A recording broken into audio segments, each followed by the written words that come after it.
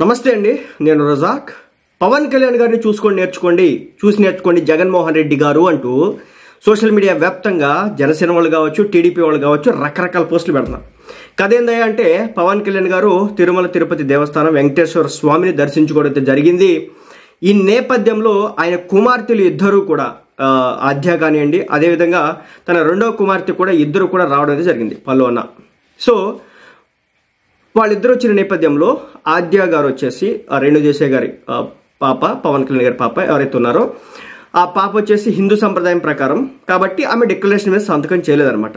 కానీ అంజని పలోనా, సో ఆ పాపకు మాత్రం పవన్ కళ్యాణ్ గారు డిక్లరేషన్ మీద సైన్ పెట్టించే ప్రయత్నం చేసినారన్నమాట. అంటే ఆమె క్రిస్టియన్ మతస్థురాలు అయినప్పటికీ కూడా, వాళ్ళ మదర్ లెజ్నోవా గారు క్రిస్టియన్ మతస్థురాలు కాబట్టి ఆమె క్రిస్టియన్ మతస్థురాలు అయినప్పటికీ కూడా హిందూ సంప్రదాయానికి సంబంధించినటువంటి వెంకటేశ్వర స్వామిపై నాకు కూడా గౌరవం, భక్తి అనేవి ఉన్నాయని చెప్పేసి డిక్లరేషన్ మీద ఒక సంతకం పెట్టి వెళ్ళడం అయితే జరిగిందనమాట. పవన్ కళ్యాణ్ గారు ఇదొక టాక్టికల్ గేమ్ ఆడారా అనేది స్పష్టంగా అయితే అది అర్థమవుతుంది. అది గేమ్ పరంగా చూసినా, అదేవిధంగా భక్తి పరంగా చూసినా అయితే ఒక ఇంప్రెషన్ అయితే ఈరోజు జనాల్లోకి పంపించినాడు. ఎలా అంటే, చాలామంది అడగొచ్చు, పవన్ కళ్యాణ్ నువ్వు సనాతన ధర్మవాదివి, నువ్వు సనాతన ధర్మ పరిరక్షకుడివి, సో నీ ఇంట్లో మనుషుల్ని నువ్వు ఎలా చూస్తావు అనే దానికి సరైన సంకేతం పంపించినాడు.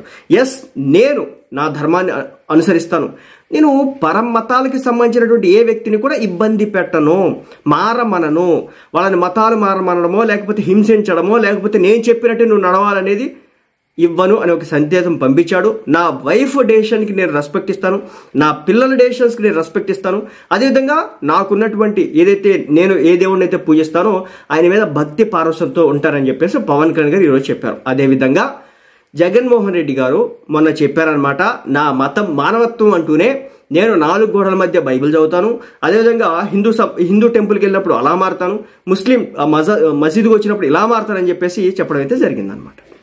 కానీ పవన్ కళ్యాణ్ క్లియర్గా చెప్పినాడు, నేను హిందూ మతస్థుండి, నేను హిందూయిజాన్ని ఫాలో అవుతాను, నా భార్య క్రైస్తవురాలు, క్రైస్తవాన్ని ఫాలో అవుతుంది, నా బిడ్డ క్రైస్తవాన్ని ఆచరించాలనుకునే ఒక బిడ్డ అనుకుంటుంది కాబట్టి డిక్లరేషన్ మీద సంతకం పెట్టించి తీసుకొచ్చాడు. సో తనేంటో ప్రూవ్ చేసినాడు, ఎంత ట్రాన్స్పరెన్సీగా ఉంటాడు అనేది. సో ఈ విషయంలో జగన్మోహన్ రెడ్డి గారు డిక్లరేషన్ మీద సంతకం పెట్టలేక వెనక్కి వెళ్ళిపోయాడు ఆ రోజున అని ఇంప్రెషన్ క్లియర్గా వెళ్ళింది. పవన్ కళ్యాణ్ గారిని ఇష్టం వచ్చినట్టుగా అడ్డగోలుగా మాట్లాడిన ప్రతి ఒక్కరికి కూడా చెంపచెల్లి అనే విధంగా నేను హిందూ మతాన్ని ఫాలో అవుతాను, అనుసరిస్తాను, ఆరాధిస్తాను, నా పిల్ల, నా భార్య ఆమె క్రిస్టియానిటీని ఒక పాప ఆరాధిస్తే ఇంకొక పాప వచ్చేసి హిందూ మతాన్ని ఆచరిస్తుంది అని చెప్పేసి క్లియర్ సంకేతాన్ని పంపించినాడు అనమాట.